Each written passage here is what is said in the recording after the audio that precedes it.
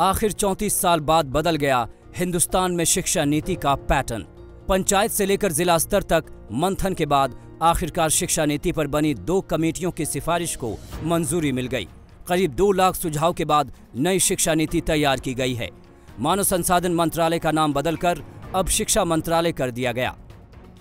अब 10+2 को अलग अलग फॉर्मेट में 5+3+3+4 के फॉर्मेट में बदल दिया गया है।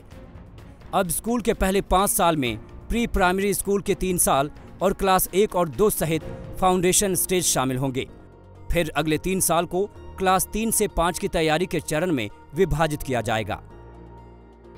34 साल से शिक्षा नीति में परिवर्तन नहीं हुआ था और इसलिए आज का ये जो परिवर्तन है और जो नई शिक्षा नीति है, मुझे विश्वास है कि पूरा समाज और सभी देशवासी इसका स्वागत करेंगे और दुनिया के शिक्षाविद भी इसको निश्चित रूप से सराहना करेंगे।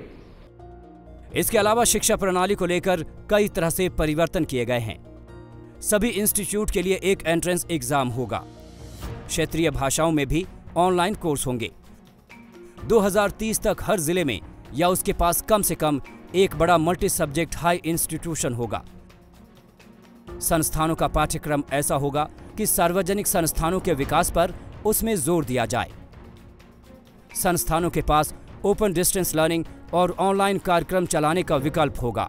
मुझे भरोसा है कि जो ये हमारी शिक्षा नीति है, ज्ञान, विज्ञान, अनुसंधान, नवाचार, प्रौद्योगिकी से युक्त, संस्कार क्षम, मूल्य परक, हर क्षेत्र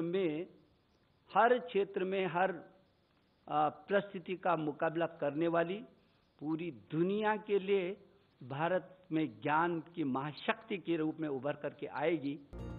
34 साल पहले यानी 1986 में राष्ट्रीय शिक्षा नीति बनाई गई थी।